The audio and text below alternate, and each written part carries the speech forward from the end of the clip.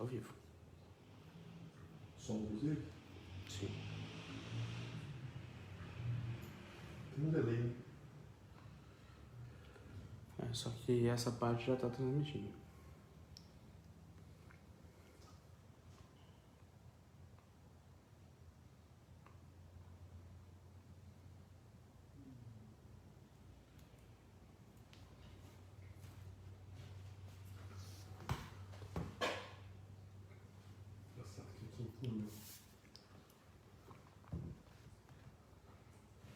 Já tem 16 pessoas.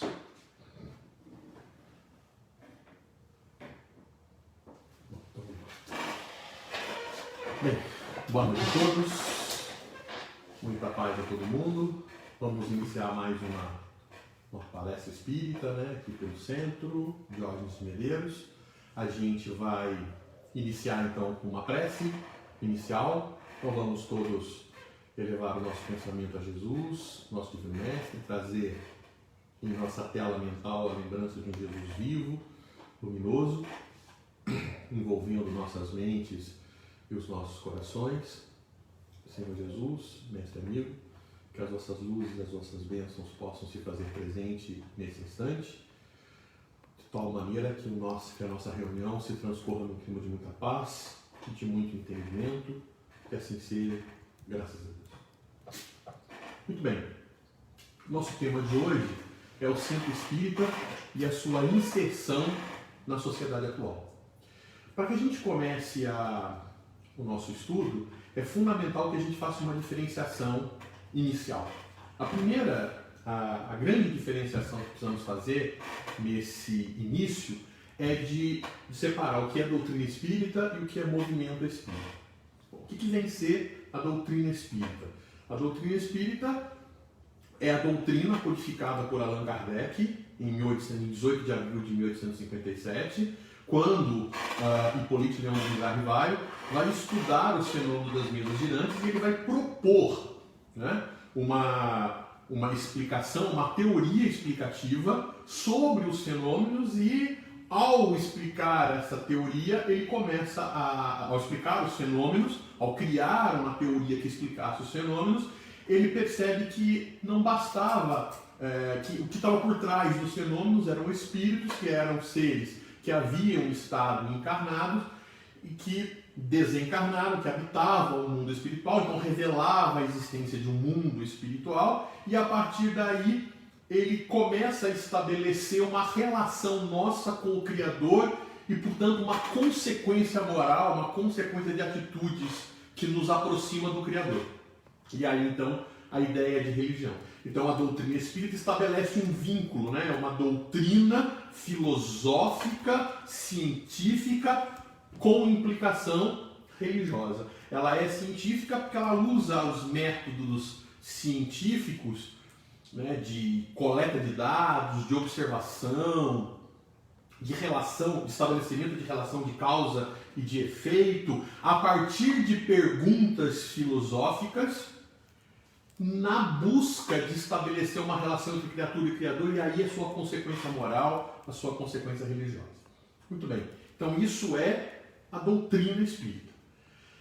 A doutrina espírita, ela é propalada, ela é propagada a todas as outras pessoas a partir do Centro Espírita, que é um órgão do movimento espírita, né, que é a base do movimento espírita, que é a célula menor, né, a célula básica do movimento espírita. E o que é o movimento espírita? O movimento espírita são as pessoas. São as pessoas que divulgam a doutrina espírita, que estudam a doutrina espírita, que falam sobre a doutrina espírita. E aí, nesse caso, o movimento espírita tem suas falhas, tem os seus defeitos, e muitas das vezes nós atribuímos à doutrina espírita as falhas, os defeitos do movimento espírita. Então, a gente costuma dizer para aquela pessoa, eu não vou naquele centro espírita porque aquelas pessoas são assim, porque ela disse isso, ela disse aquilo. E às vezes, a má interpretação do indivíduo que divulga o trabalho espírita, né, a falta de estudo do trabalhador espírita, do dirigente espírita, né, a maneira com que ele conduz a própria vida, não muitas das vezes regrada nos princípios morais que a doutrina ensina, acaba fazendo com que muitos dos ensinamentos espíritas sejam mal exemplificados. E nesse caso, as pessoas então julgam a doutrina espírita pelo próprio movimento espírita. Então a gente precisa fazer aí a devida separação. Nós somos seres humanos, como seres humanos nós estamos no processo de evolução. Se estamos no processo de evolução, nós ainda temos muitas falhas, nós ainda temos muitos defeitos. E apesar da gente falar em nome da doutrina espírita e as pessoas então confundirem a gente com a doutrina espírita, nós somos imperfeitos, então nós vamos cometer erros, nós vamos cometer equívocos. Então é preciso fazer uma separação entre o que é espiritismo, o que é a doutrina espírita e o movimento espírita. Muito bem. Feito essa diferenciação do movimento espírita para a doutrina espírita, voltamos aqui então para a célula básica do movimento espírita, que é o centro espírita. Então, o centro espírita, ele é o conceito básico, o início do processo a partir do qual toda a divulgação doutrinária é estabelecida. Herculano Pires, que muitos afirmam, que o Chico Xavier disse que é o melhor metro que mediu Kardec, Herculano Pires ele costuma definir o centro espírita, no livro dele, o centro espírita, ele define o centro espírita como um espelho côncavo. Então vamos lá. O que é um espelho côncavo? O espelho côncavo é um espelho esférico, né? Não é um espelho plano como esse que a gente tem na cozinha de casa, no quarto de casa, ou no banheiro da nossa casa, né? É um espelho curvo, né? É um espelho que ele tem aqui uma curvatura, ele é côncavo. E ele pode ser convexo também. Esse lado aqui, se fosse esse lado espelhado, ele seria o convexo. Mas no nosso caso aqui é o espelho côncavo, porque ele tem cava, né? Ele tem cava, então é o espelho côncavo. Então, se essa superfície aqui é espelhada, nós temos aqui então um espelho côncavo. E aí, nós temos aqui o eixo principal do nosso espelho. Então, imagina que as luzes, né? Que os raios de luz passem do meio até o espelho, né? Então ele chega em diferentes pontos aqui e ele reflete para um único ponto. Esse ponto em física nós chamamos de ponto focal. É o foco do nosso espelho. É onde a imagem será projetada. E ela vai ser projetada por quê? Porque é onde todos os raios de luz se convergem, se concentram. E por que o Herculano Pires compara o centro espírita, estabelece uma definição de centro espírita a partir do espelho côncavo? Porque ele coloca dizendo o seguinte, olha, imagine que a luz, que os raios de luz sejam os raios luminosos do conhecimento da doutrina espírita. E imagine que, sendo o centro espírita esse espelho côncavo, todos os raios vão convergir para o ponto focal. E é exatamente o ponto focal onde você vai colocar o ser humano.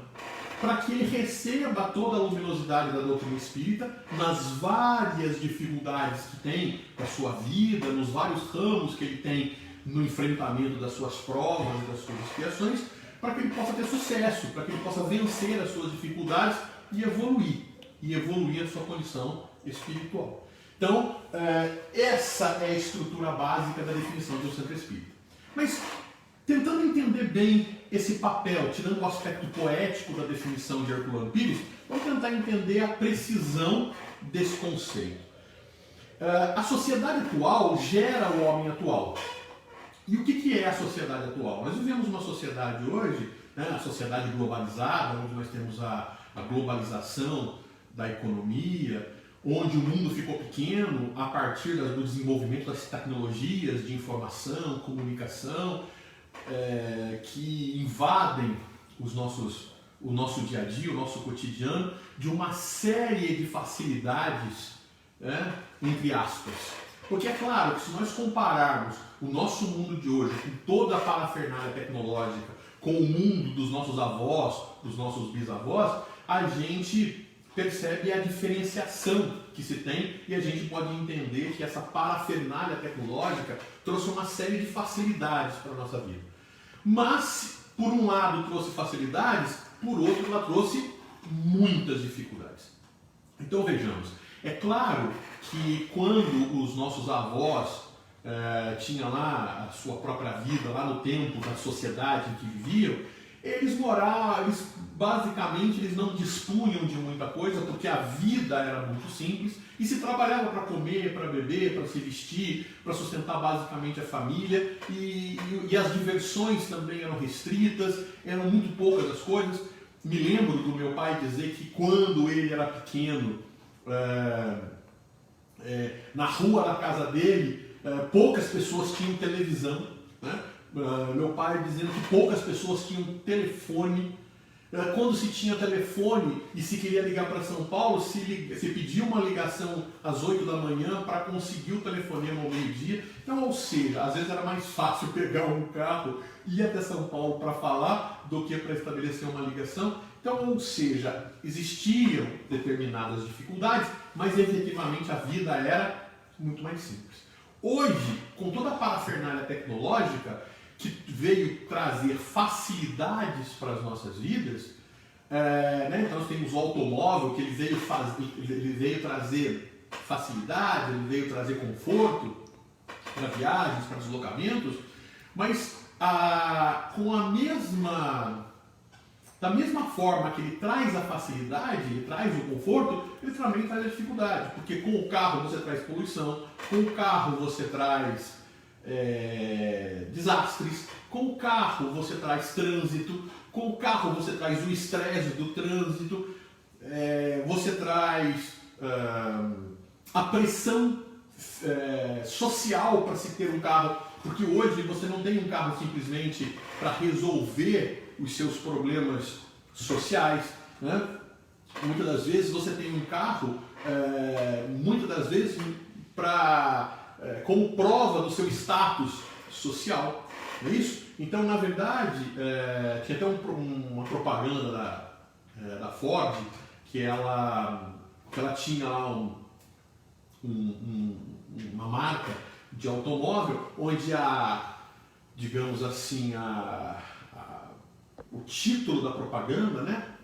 A chamada da propaganda era o nome do carro e em seguida vinha, para que todos saibam que você chegou lá, não é isso? Ou seja, não é mais só ter um carro para o carro ser confortável, para o carro ser interessante, mas o carro passa a ser um status para que ao verem você com esse carro, as pessoas saibam que você venceu, que você tem. Então agora não basta ter um carro, mas basta ter aquele carro, mas é preciso ter aquele carro para que aquele carro te dê determinadas condições. Então a sociedade, ela foi se complexificando, a tecnologia trouxe facilidades, mas também trouxe complicações e algumas questões mais básicas que já nos tiravam o sono, elas começaram a se tornar mais complicadas pela própria complexificação da sociedade.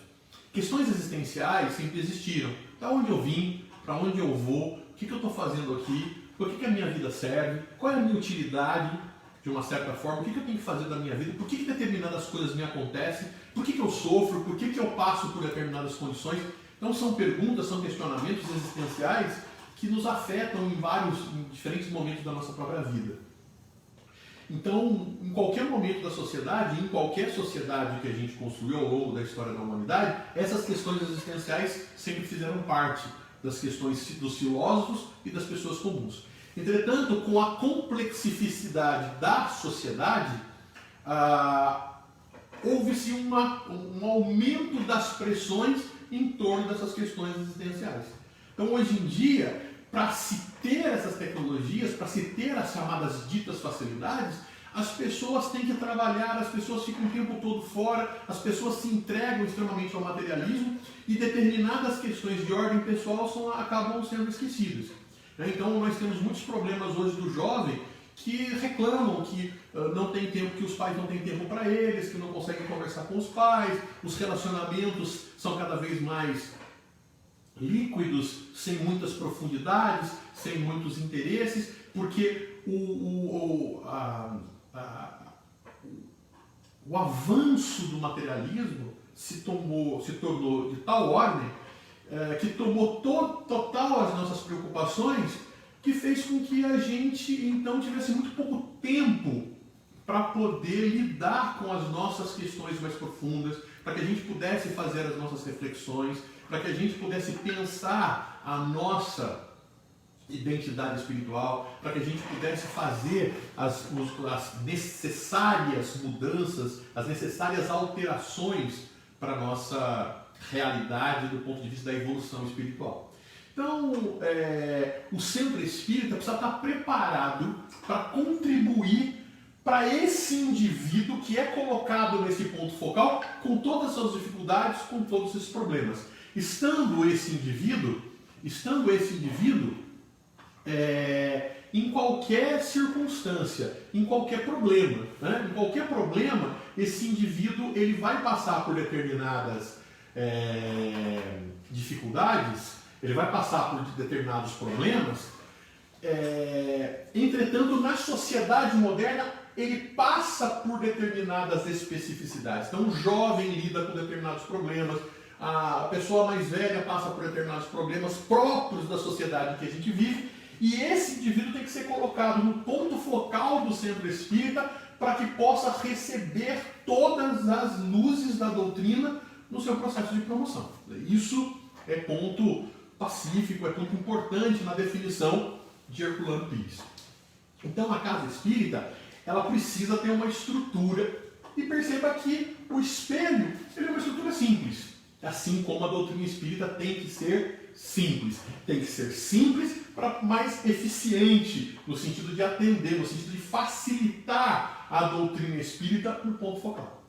Porque se ela não tiver todas as condições, ela é simples, o espelho é simples, desde que ele consiga refletir a luz no ponto focal. Se a estrutura dele não conseguir fazer isso, ele deixa de ser o espelho côncavo. Então, quando a gente fala de simplicidade do centro espírita, a gente está falando da simplicidade, né? Ou seja, de coisas que o centro espírita tem que ter, não além dos objetivos que ele tem que atingir. Tudo que ele tiver que não contribui ou é além e não traz nenhum tipo de contribuição aos seus objetivos, é bobagem, é besteira, é supérfluo e, portanto, deve ser descartado.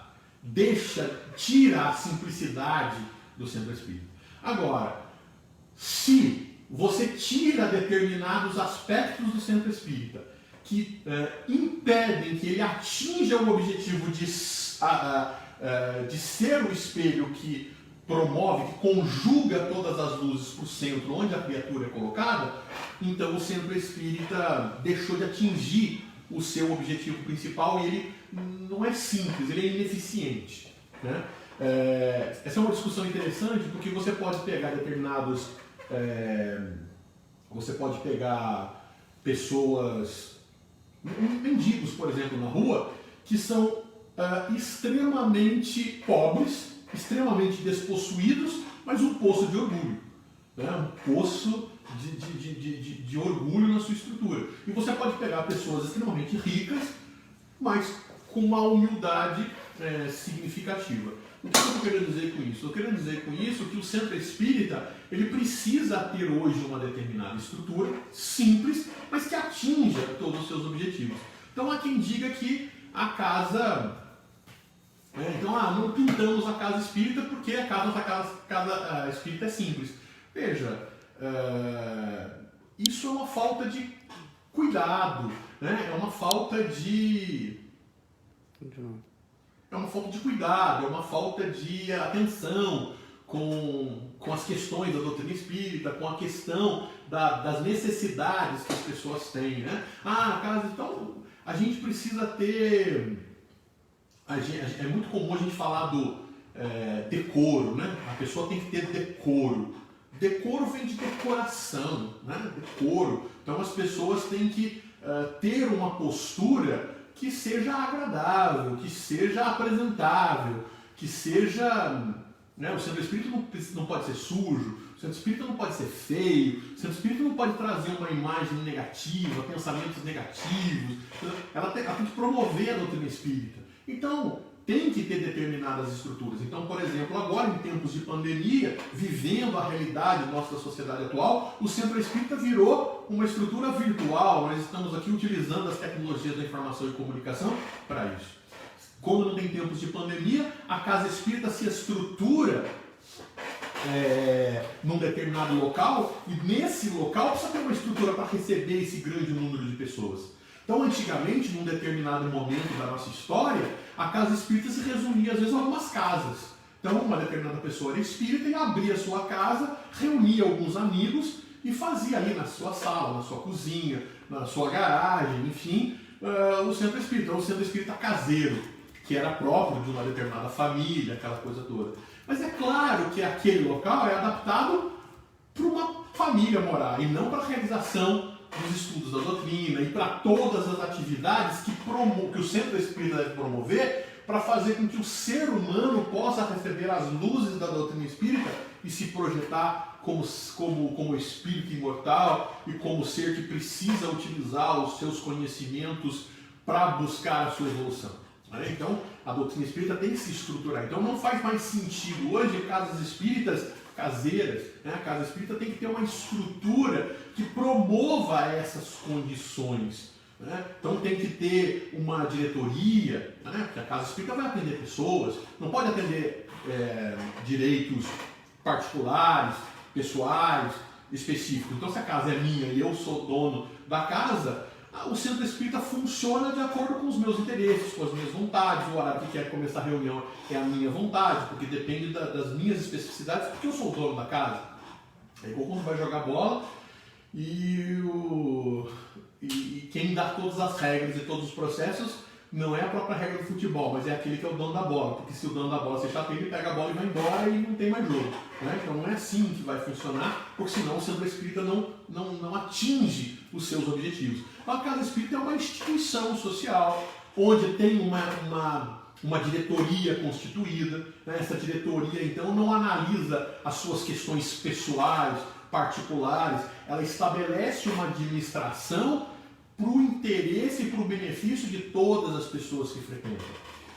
Essa diretoria ela também tem que se preocupar em fazer com que todas as atividades que a casa espírita gera, seja coerente com os princípios ensinados pela doutrina espírita. Então existe uma diretoria que promove o funcionamento da casa, que estabelece o funcionamento da casa, não ao seu bel prazer, mas atendendo às necessidades de todos os seus participantes, e que procura dar condições à casa espírita dentro de uma simplicidade para que ela atinja todos os seus objetivos.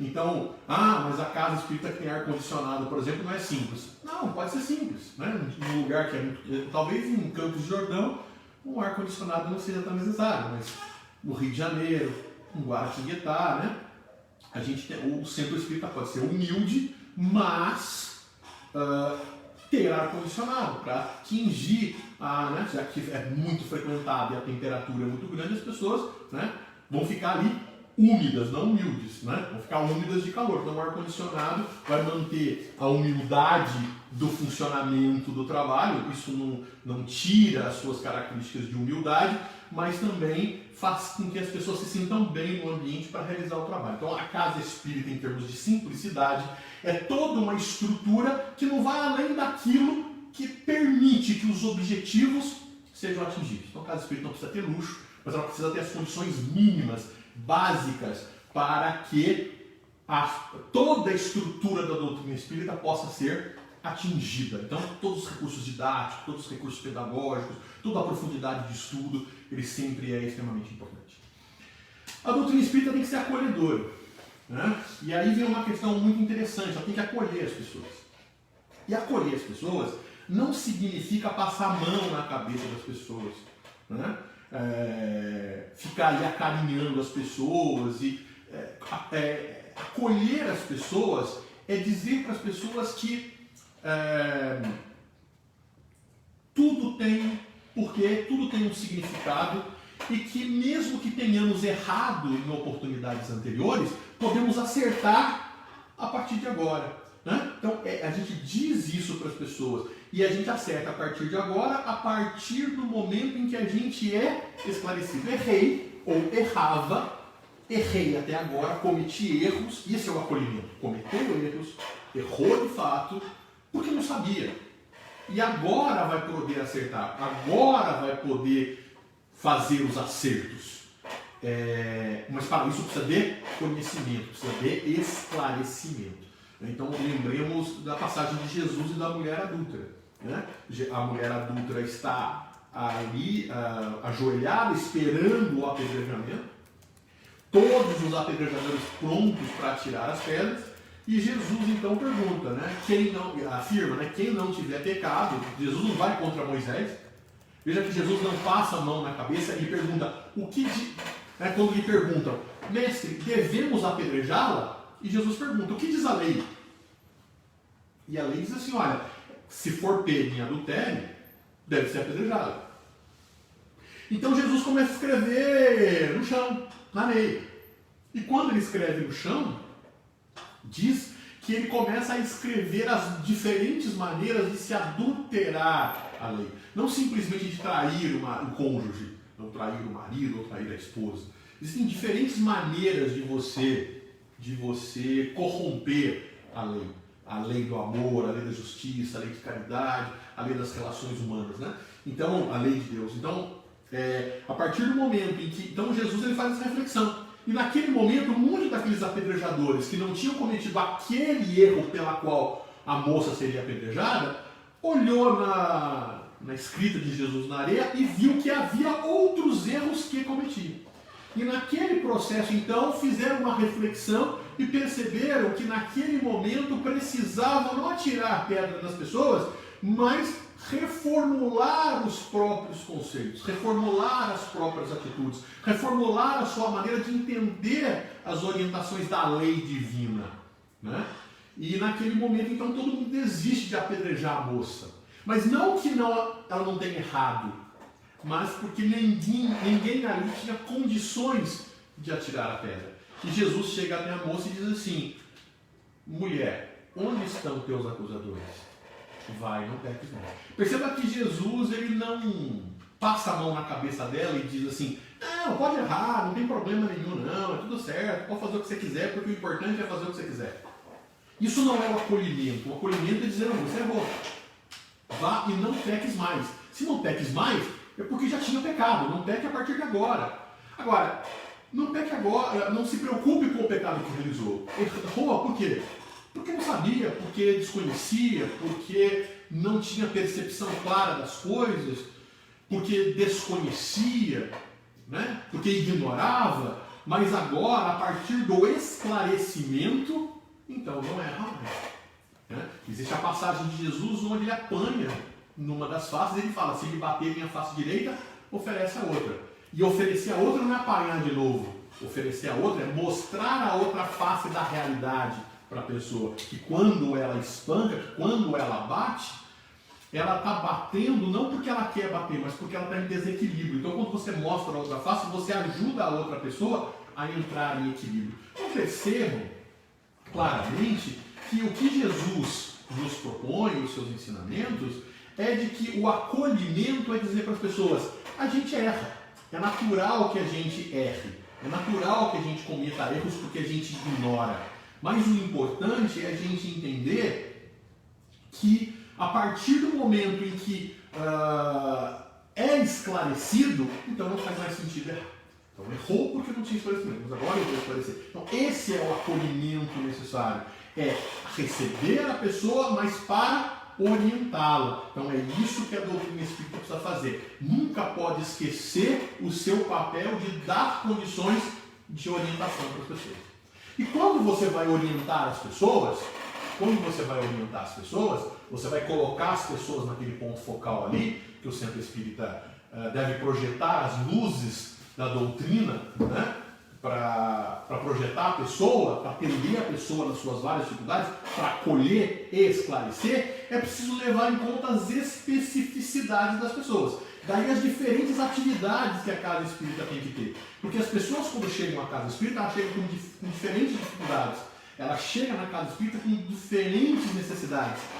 Elas chegam com determinadas características próprias de dificuldades, de particularidades, que precisam ser reconhecidas na casa espírita e ser atendidas. Então, cada ser, dentro da sua especificidade, dentro da sua dificuldade, precisa ser reconhecido e atendido. E é por isso que a casa espírita tem diferentes atividades. Então, a casa espírita precisa atender isso. Então, primeiro, ela precisa atender as crianças, por exemplo. Então, as crianças, quando chegam à casa espírita, elas precisam ser atendidas. Vinde a mim os pequeninos. Então, ou seja, Jesus abre as portas também para as crianças. Mas não adianta você pegar o livro dos Espíritos e ler para uma criança pequena o livro dos Espíritos. Por quê? Porque o livro dos Espíritos não está adaptado às necessidades intelectuais, às características intelectuais, às características vividas pela criança naquela fase da vida. Então a gente tem que adaptar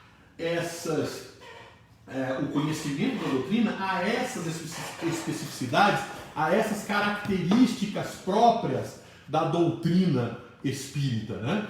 Então, é fundamental que a gente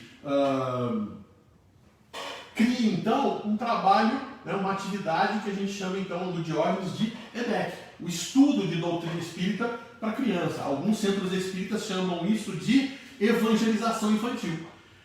Cada um dá o seu nome. No Diógenes, a gente estuda de doutrina espírita para criança para que todo mundo saiba que não é só evangelho que vai ser estudado. Vai-se estudar ali doutrina espírita para criança. Vai se dar interpretação para todas as questões da vida a partir não só do evangelho de Jesus, mas de toda a doutrina espírita como um todo, no seu caráter científico, filosófico, no seu sentido com implicação religiosa evidente. Então perceba, o EDEC, estudo de doutrina espírita para criança, é a doutrina espírita adaptada às necessidades da criança. Veja bem, Kardec fala no Livro dos Espíritos que educar é a arte de formar caracteres. Então, se eu quero educar um indivíduo para ser engenheiro, eu tenho que formar caracteres de engenheiro nessa pessoa. Se eu quero formar a pessoa para ser médico, eu tenho que formar essa pessoa com caracteres do médico. Mas se eu quero formar essa pessoa para ser um espírito imortal, para entender, para mudar a sua mentalidade, e entender o seu papel enquanto seres imortais, enquanto seres em que não vivem essa vida em específica, em que na verdade não são o que são, estão como são, Então eu não sou o Marco, eu não sou o professor, eu não sou o físico, eu estou tudo isso, Eu estou, porque ser é algo muito mais amplo e muito mais complexo do que simplesmente ocupar determinadas posições sociais, ou ter determinada profissão, ou ter uma determinada função. Então, a doutrina espírita vem abrir essa percepção e dizer que, olha, hoje eu sou professor, amanhã eu sou aluno, numa outra perspectiva eu vou mandar, em outra eu vou obedecer, e independentemente da função que eu esteja ocupando, o importante é a minha atitude enquanto espírito imortal, enquanto ser que busca a evolução e a renovação moral e espiritual. Então perceba que é isso que é preciso ensinar para essas crianças. Então as crianças, elas precisam ser educadas nesses caracteres. E elas vêm com tendências da vida passada, que quando na infância, por conta da imaturidade dos órgãos físicos, ela não se lembra, ela tem um esquecimento, as tendências do passado são muito bloqueadas ainda na sua estrutura psíquica, na sua estrutura espiritual. Então a criança está muito livre. Então, é muito comum os pais dizerem assim, nossa, meu filho era assim, era assado, tinha esse, ou aquele comportamento, e quando chegou na adolescência ele mudou completamente. E ele muda exatamente porque na infância ele passa por um esquecimento, ele passa por uma, digamos assim, por esse véu, né, que bloqueia as tendências do passado dele. E esse momento, primeiro, é um momento de tranquilidade, é um momento de descanso, porque o espírito, quando vem reencarnar, quando ele prepara a sua encarnação lá no mundo espiritual, ele está sob o conflito dos erros do passado com a necessidade de consertar isso no futuro. Então ele passa por determinados conflitos e isso é muito doloroso e muito cansativo para o espírito. Então quando ele encarna e passa pela infância e esquece dos motivos pelo qual ele está encarnado, das questões dos erros que ele cometeu no passado, ele passa então por um descanso. Mas quando chega na adolescência, começam a vir as tendências, ficam muito mais evidentes. A estrutura da sua personalidade passada começa ele não se lembra dos detalhes que formaram aquela personalidade, mas a sua personalidade começa a se tornar muito mais evidente, muito mais clara, muito mais específica. Então a infância, ela tem esse período sim de descanso, mas ela tem um período de maleabilidade que faz com que que nos permite então educar ou dar informações ou criar determinadas situações habituais que quando a criança se acostuma a agir, condiciona hábitos, né? Um pouco relacionado com a palestra passada, né, de condicionamentos por bem, a gente condiciona hábitos na infância para que quando chega na adolescência e vinha a tendência do passado, vinha as tendências das atitudes erradas, da personalidade errada, da personalidade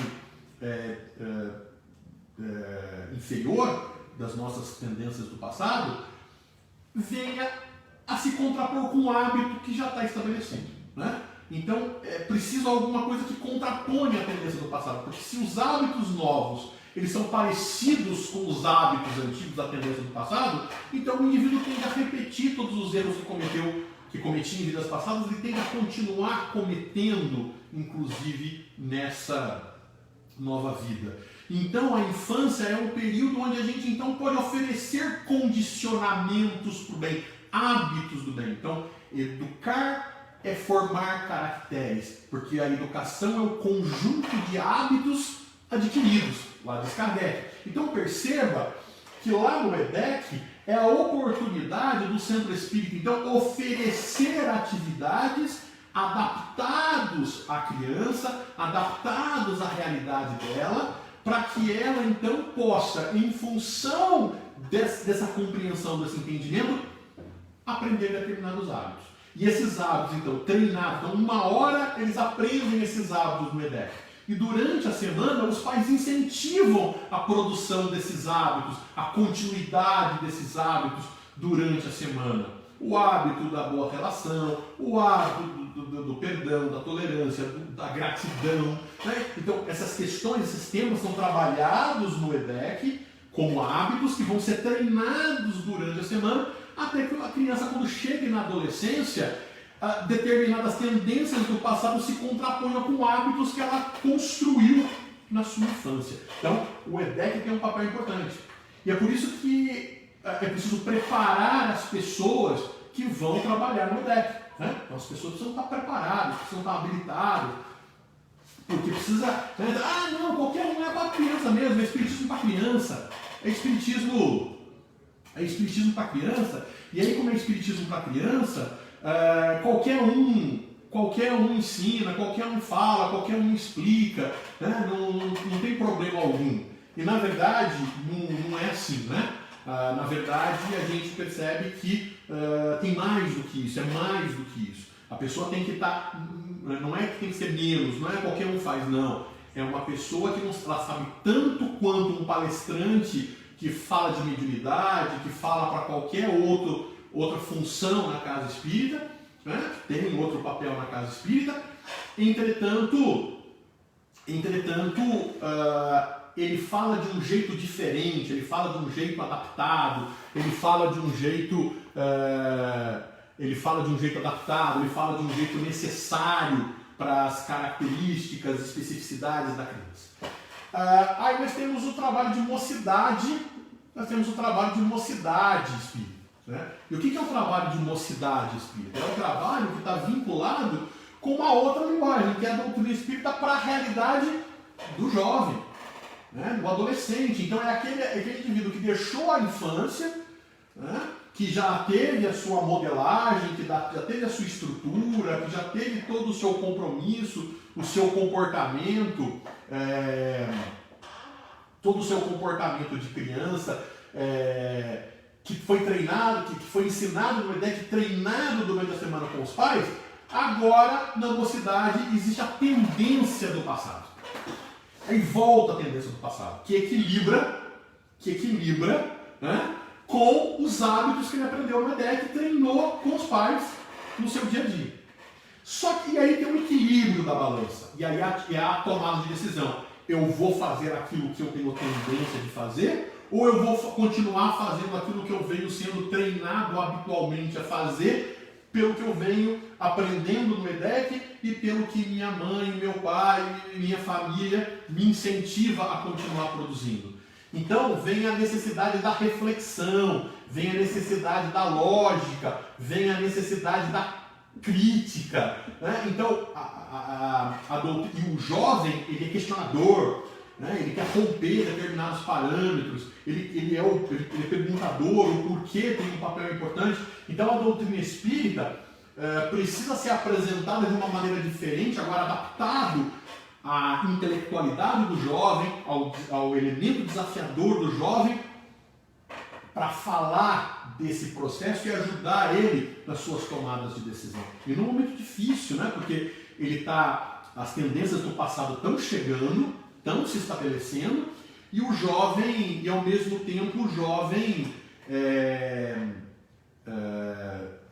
existe a tendência do passado e vem também a necessidade crítica, e vem a necessidade das observações, da comparação do espiritismo com as religiões, do espiritismo com a ciência, do espiritismo com a filosofia, do espiritismo em termos de comportamento com a turma social do qual ele faz parte, então dos artistas que ele admira e tudo mais. Então a necessidade de enfrentamento, de discussão. Então se a doutrina espírita ficar falando de Kardec, ou se ficar falando simplesmente de questões teóricas que não apliquem na realidade do jovem, então a mocidade perde o sentido porque não atinge a especificidade do jovem. Então a casa espírita tem que atender também a essa necessidade.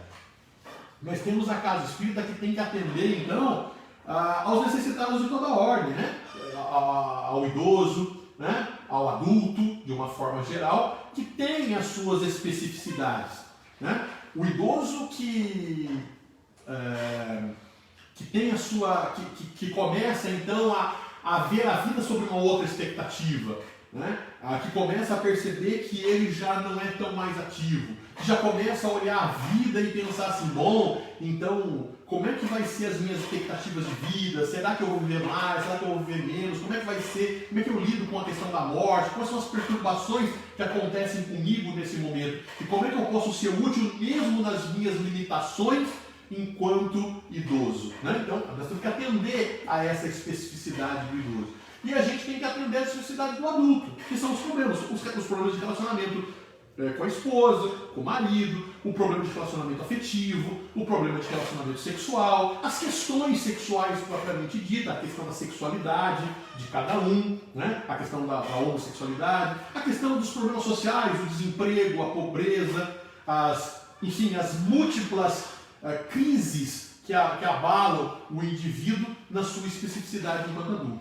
Inclusive nas questões espirituais, de obsessão, de perturbação espiritual, que tem muitas vezes a ver com determinada sensibilidade mediúnica do indivíduo.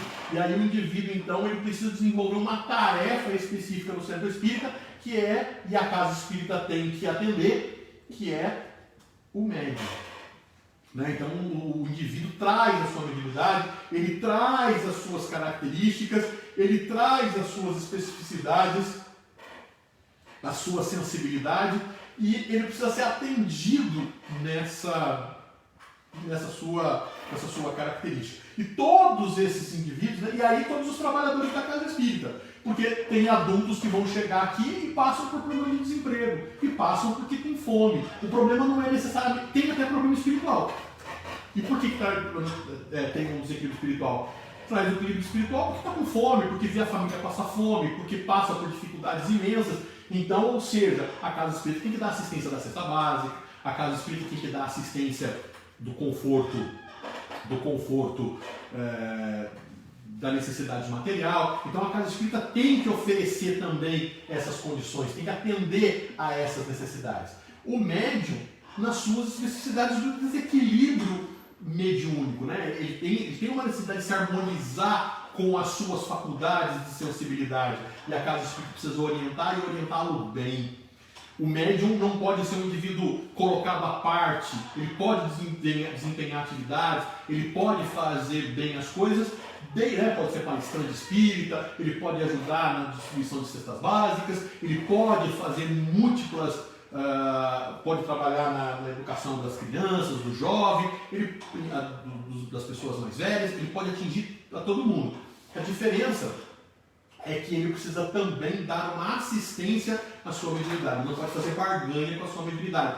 Eu não estou muito afim de desenvolver mediunidade, eu não lido bem com a mediunidade, então olha, será que se eu trabalhar de montão na cesta básica, eu posso abrir mão da mediunidade? Será que eu posso, trabalhando como palestrante espírita, abrir mão da mediunidade? Não, mediunidade você vai ter, e se você abrir mão da sua mediunidade, vai ter complicações. Então, o médium precisa ser esclarecido quanto a isso, equilibrar-se quanto a isso, e uma vez equilibrado, estruturado, aí ele pode desenvolver não só as outras funções da casa espírita, mas toda uma função necessária para a sua própria vida, né? E aí você tem outros trabalhos, porque pessoas chegam perturbadas, então você tem o trabalho de desobsessão, né? As pessoas chegam obsidiadas na casa espírita, então você precisa lá do trabalho do Júnior, do Alcir, do Jonas, enfim, né? Você precisa do trabalho das pessoas que vão estabelecer o diálogo fraterno com as pessoas, ouvir as pessoas, receber inicialmente as pessoas, e aí o trabalho dos Ricardos lá, o trabalho do Joel, do Diógenes, né, que é o trabalho ali de atender as pessoas, de ser a referência, de que apresenta a casa, de que mostra a casa, de que acolhe as pessoas na casa e orienta as pessoas para os vários trabalhos que tem na casa. E aí tem o trabalho em que as pessoas vêm dizer dos seus problemas, das suas perturbações, das suas dificuldades, e vão procurar ali o diálogo fraterno, a orientação espiritual. E aí, né, lá no Diógenes, né, no nosso centro tem aí o Júnior, tem aí o Alcir, né, que inclusive está em funcionamento, apesar dos pandemias, né? Se entrar na página do centro, vai estar lá os telefones que vocês podem ligar, entrar em contato, né? Para tirar as orientações e tudo mais. Então, que vão orientar muitas vezes para o trabalho de desobsessão, que vão ser os trabalhos que vão acontecer nas salas mediúnicas e tudo mais. E aí algumas pessoas querem saber, dizem assim, olha, mas eu quero...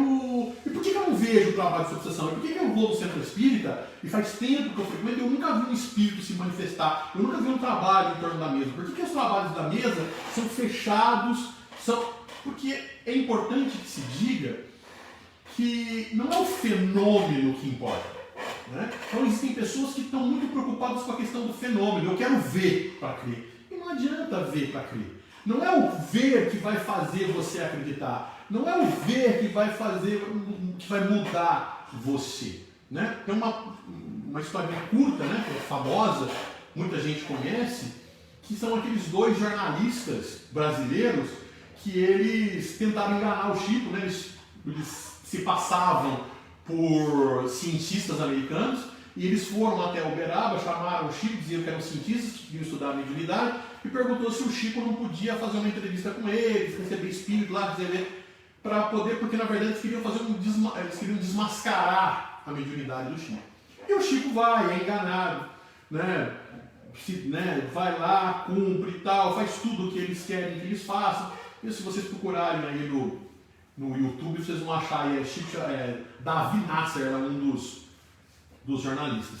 E aí, terminado o trabalho, eles recebem o Chico se despede dele, dá um livro para cada um deles, autografado. Eles vão embora, pegam um avião, vão embora, né, para o Rio de Janeiro. Quando chegam no Rio de Janeiro, um deles contando, né, depois do Globo Repórter, eles contando que um deles toca o telefone, atende, escuta, você viu, e ele se divertindo, né, enganamos o Chico, você viu como o Chico é uma fraude? Ele nem sabia que a gente não era cientista nada, quer dizer, que espírito que é esse que a gente enganou, que não sabe nada, e aquela coisa toda e tal.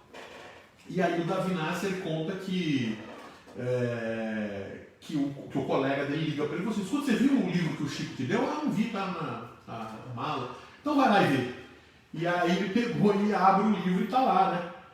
O Emmanuel faz uma dedicatória dizendo: ao meu amigo Davi Nasser, Emmanuel. Quer dizer, então ele enganou o Chico, mas ele não enganou o Emmanuel, né? E aí ele fica todo surpreso porque ele viu que na verdade ele estava. O Chico não sabia quem ele era, mas o Emmanuel sabia. E ele fala assim: é por isso que eu tenho medo, tenho pavor de espiritismo. Então perceba que ele. O que isso quer dizer? O que essa história quer dizer? O que esse episódio quer dizer? Significa que o fato desse indivíduo ter visto e ter constatado um fenômeno espírita não foi suficiente para ele ser espírita e para aquilo modificar o seu psiquismo numa busca espírita de transformação moral. Na verdade, ele teve uma relação com o espiritismo fenomênica e ele não procurou ir além. Então veja, não é o fenômeno que transforma as pessoas, é o conhecimento da doutrina espírita. Daí a ideia de novo do espelho côncavo, né? É por isso que a pessoa tem que ser colocada no ponto focal do espelho côncavo, que é o centro, para receber as luzes para se promover espiritualmente. Esse é o ponto fundamental. Então os trabalhos de obsessão não são públicos. E por quê? Porque senão as pessoas vão estar interessadas em ver o fenômeno, em ficar vendo ali a manifestação dos espíritos como se fosse um grande show e perdendo o ponto principal, que são os conhecimentos doutrinários, que são os conhecimentos mais importantes. Muitas vezes as pessoas que vão à casa espírita em troca de uma mensagem, em troca de uma psicografia de um ente querido, né? E o centro espírita não pode garantir, né? Nem todas as pessoas que foram ao Chico lá para receber uma carta psicografada receberam uma carta psicografada. E por quê? Porque a mediunidade não é um telefone que toca dos dois lados, né? É um telefone que toca de um rádio específico. Se a pessoa quiser falar pela mediunidade, né? Se o espírito desencarnado quiser falar pela mediunidade do médium, ele vai falar, senão não faz. Então, na verdade, criar um trabalho desse, muitas das vezes, pode iludir a pessoa a buscar isso e não ter isso. Então, na verdade, o centro espírita, claro, se tem o trabalho com especificidade para esse tipo de coisa, né? E o Chico desenvolvia esse trabalho com maestria, com muita competência, para chamar a atenção dos estudos nesse sentido. Mas hoje em dia o trabalho específico da casa espírita nem sempre tem um médium com as características para desempenhar esse tipo de trabalho. Então esse trabalho tem que ser fechado, quieto, lá sem grandes demonstrações de show, para que as pessoas fiquem mais preocupadas com o conhecimento doutrinário e não com o show pirotécnico da questão mediúnica do ponto. Então a casa espírita tem que ter essa metodologia, tem que ter essa produção metodológica para tomar cuidado com as orientações que vão se estabelecer, né? É uma questão metodológica da doutrina espírita, tem toda essa estrutura. Então, e aí tem todo, né, o tratamento de obsessão, tem o trabalho de passes, tem o trabalho de vibrações, que são os trabalhos de preces, né, de mentalizações, de magnetização, né? Então, ou seja, você tem aí uma infinidade de trabalhos que a casa espírita vai desempenhar para ser essa promoção da doutrina espírita, né, para ser essa ação da doutrina espírita para a promoção do indivíduo que está necessitado das transformações espirituais, morais na vida, né, para ter sucesso na sua encarnação, no enfrentamento das suas provas, no enfrentamento das suas expiações. Então, o centro espírita tem que entender esse processo. Então, as pessoas precisam entender que o centro espírita ela tem um funcionamento, ela tem uma normatização de não que vai resolver os nossos problemas, que os espíritos vão resolver os nossos problemas. Eu vou lá porque os espíritos estão a serviço de cada um de nós. Não é exatamente isso. A casa espírita está lá para trazer esclarecimentos, para trazer orientações, para ser o foco onde o conhecimento da doutrina espírita vai trazer a promoção do indivíduo. Esse é o ponto fundamental, esse é o ponto importante da doutrina espírita. Não é um lugar para fenomenologia, para shows pirotécnicos, para que as pessoas vejam determinados fenômenos, nem um lugar onde as pessoas vão lá resolver os seus onde os espíritos vão lá para resolver os seus problemas. Os nossos problemas somos nós próprios que vamos resolver. As nossas dificuldades somos nós próprios que vamos solucionar. A diferença é que nós vamos receber as orientações necessárias para resolver esse problema. Eu gostaria de encerrar esse estudo nosso sobre a casa espírita a partir de uma reflexão de Herculano Pires, né? Herculano Pires, ele nos ensina a diferenciar o bom espírita e o nosso papel de bom espírita na casa espírita e na divulgação da doutrina espírita e no movimento espírita. Herculano Pires diz que existe lá os espíritas bons, os espíritas exaltados e os espíritas fanáticos. E Herculano Pires coloca todos esses espíritas, no exemplo, ele coloca todos os espíritas numa sessão espírita, onde nós temos realizado uma palestra, e todos esses tipos de espírita estão lá sentados assistindo a palestra. O bom espírita, os espíritas fanáticos e os espíritas exaltados. Num determinado momento acaba a energia elétrica, né? Esses problemas tecnológicos que acontecem, acabou a energia elétrica e ficaram todos no escuro. E nesse exato momento o palestrante não sabia bem o que fazer, levanta-se os espíritas exaltados e começam a dizer, fazer o seu discurso, né? E dizer, olhem, Deus trouxe as trevas para que a gente possa enxergar a luz, para que a gente dê valor à luz e tudo mais. Num outro momento, levanta-se do outro lado os espíritas fanáticos, dizendo, não, Deus fez com que faltasse a luz para que a gente pudesse ter fé e evocar os espíritos de luz, evocar os bons espíritos para nos iluminar. E logo começaram a fazer preces para que os espíritos de luz pudessem iluminar o centro.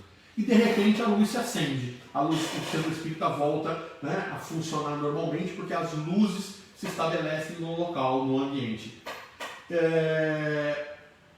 E ela funcionou por quê? Porque o bom espírita, ciente do que era o seu papel, entendendo o papel da doutrina espírita, esclarecido pelos ensinamentos da doutrina espírita, sabia do seu papel, foi lá fora, trocou o fusível, né, o disjuntor, para falar mais modernamente agora, vivemos numa sociedade mais moderna, não tem mais fusível, o Júnior deve estar aí me corrigindo agora, não existe mais fusível, na época do Herculano era fusível, né? Agora é disjuntor, mas foi lá, trocou o disjuntor, né? E botou então retornou de novo, né? Restituiu ao ambiente da casa espírita a luz necessária para o desenvolvimento do estudo. Então, é isso, né? A doutrina espírita, ela nos esclarece, ela nos orienta, ela abre horizontes para o nosso espírito, para que a gente enxergue a realidade e modifique o nosso comportamento, e a partir do momento em que modificamos o nosso comportamento, nós nos transformamos moralmente. Os espíritas não são melhores que ninguém. Aliás, a definição do espírita é exatamente isso. Conhece-se o verdadeiro espírita não pela perfeição moral que possui, mas pelo esforço constante que faz em se melhorar. Nós sabemos da nossa imperfeição, é preciso que nós, sabendo que somos espíritas, conscientes de que somos espíritas, saibamos dos nossos defeitos, saibamos das nossas limitações, utilizemos o conhecimento espírita para a nossa transformação moral, para que atendamos aos convites de transformação moral que a doutrina nos faz. E o centro espírita é o local, é o centro óptico, onde todas essas transformações são possíveis, porque focaliza as luzes da doutrina espírita para que a gente possa se transformar. E eu desejo a todos nesse instante, mesmo virtualmente, que essas luzes benditas da doutrina espírita, mesmo estando distante, mesmo não estando fisicamente na casa espírita, nós dentro dos nossos lares possamos estar recebendo as luzes que nos ajudam a nos promover como espíritos imortais, como espíritos necessitados de evolução, e que consigamos então dar alguns passos a mais nos degraus do processo evolutivo. Então, em nome de Jesus, em nome da doutrina espírita, que a paz do Mestre Jesus possa estar em nossos corações, e eu gostaria de agradecer imensamente pela oportunidade que nos foi concedida na noite de hoje, e eu queria desejar muito boa noite. Então vamos encerrar o nosso estudo com uma prece, elevar o nosso pensamento a Jesus, nosso Divino Mestre, trazendo em nossa tela mental um Jesus vivo, luminoso, e assim, Mestre, agradecidos por mais essa oportunidade que nos foi concedida, nós agradecemos e rogamos aos bons espíritos que possam nos auxiliar durante toda a semana, a fim de que possamos ter forças para vencer as nossas imperfeições, buscando evoluir cada dia que passa, cada vez mais. Em teu nome, em nome dos bons espíritos, encerramos a mais um estudo, que assim seja, graças a Deus, boa noite a todos.